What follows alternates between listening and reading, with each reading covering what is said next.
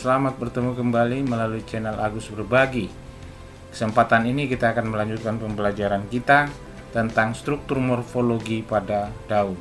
Pertemuan yang lalu kita sudah membahas tentang struktur anatomi pada daun. Kesempatan ini kita akan melanjutkan dengan struktur morfologi pada daun.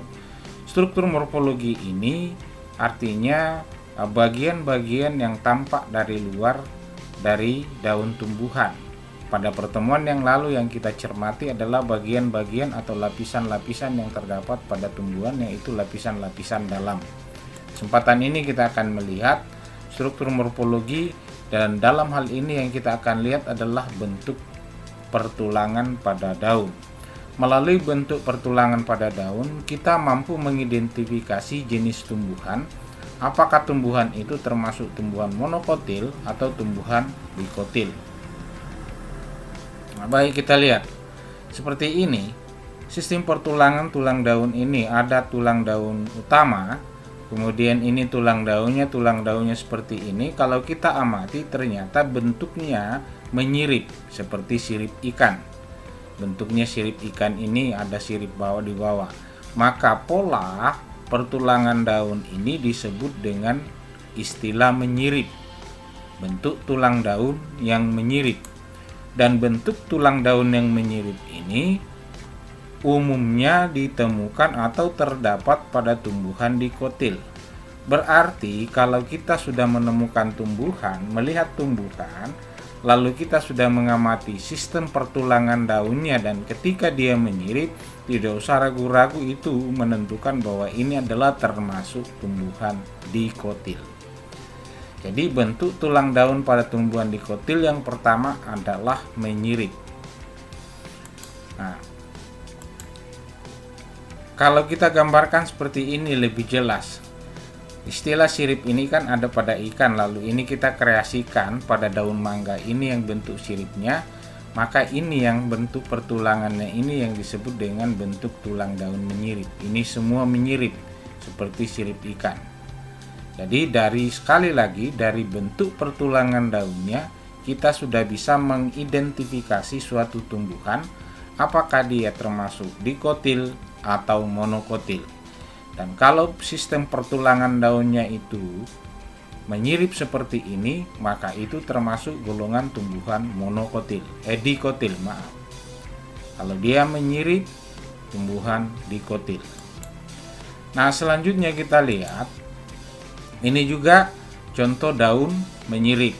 Berarti juga ini termasuk tumbuhan dikotil, jambu biji. Nah, sistem pertulangan daun yang kedua yang kita mau lihat adalah tulang daun yang menjari. Juga ini ditemukan pada dikotil. Yang dimaksud dengan menjari, kalau di semua pangkal tulang daunnya itu menyatu pada satu titik di sini, lalu itu menyerupai jari ke atas, maka itu disebut dengan sistem pertulangan daun menjari. Dan ini juga ditemukan pada tumbuhan dikotil. Berarti sistem pertulangan daun pada tumbuhan dikotil ada dua macam, yaitu menjari dan menyirip. Jadi jangan ragu-ragu kalau menemukan nanti lalu amati pertulangan daunnya menjari atau menyirip, maka dia itu adalah kelompok tumbuhan dikotil. Nah, contoh yang menjari yang lain ini sangat jelas pada singkong. Ini kan terkumpul pada satu titik, lalu dia tersebar gini menyerupai jari tangan kita, maka sistem pertulangan daun ini namanya menjari. Ya, nah, menjari berarti dia dalam kelompok dikotil. Nah, yang ketiga adalah sistem pertulangan daun yang melengkung. Pada umumnya ditemukan pada monokotil. Nah, sistem pertulangan daun yang pertama pada monokotil adalah sistem pertulangan daunnya itu yang melengkung, tapi lengkungannya tidak terlalu itu, tapi memang kelihatan ini melengkung. Beda tadi, kalau dia menjari itu lurus aja ke atas begini. Kalau dia menyirip, ya, nah, kadangkala susah dibedakan, tapi jelas sekali kalau ada anak-anak yang ketika baru lihat ini biasa disebut, di anak-anak biasa menyebutkan menyirip, tapi sesungguhnya ini adalah melengkung karena dia tidak lurus seperti ini. Nah, cara membedakannya antara melengkung. Jadi ada yang dari bawah lalu dia melengkung. Nah, itu juga ditemukan pada tumbuhan monokotil. Nah, sistem yang lain ini juga melengkung. Pada piper beetle atau siri itu juga melengkung. Jadi kalau kita menemukan sistem pertulangan daun pada tumbuhan yang melengkung, itu berarti tumbuhan itu masuk di dalam kelompok tumbuhan monokotil. Nah, ini menjadi tadi. Nah, berikut sistem pertulangan daun yang berikut.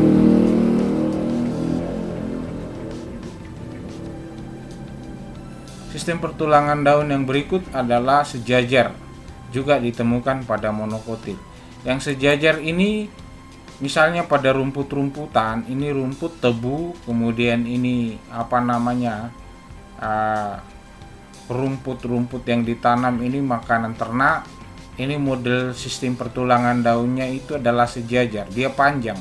Pada jagung juga mulai dari sini, kemudian bentuk daunnya seperti pita, dan sistem pertulangan daunnya itu adalah sejajar. Itu pada monokotil. Jadi saya ulangi di sini, kalau sistem pertulangan daun pada dikotil menjari dan menyirip, sementara sistem pertulangan daun pada monokotil adalah sejajar atau melengkung. Saya ulangi, sistem pertulangan daun pada dikotil adalah menjari atau menyirip, sementara sistem pertulangan daun pada monokotil adalah sejajar atau melengkung. Jadi dari daunnya itu kita sudah bisa mengidentifikasi suatu tumbuhan ini kelompok monokotil atau kelompok dikotil. Demikian pembahasan kita hari ini tentang struktur morfologi pada daun. Sampai bertemu kembali melalui channel Agus Berbagi dalam materi berikutnya.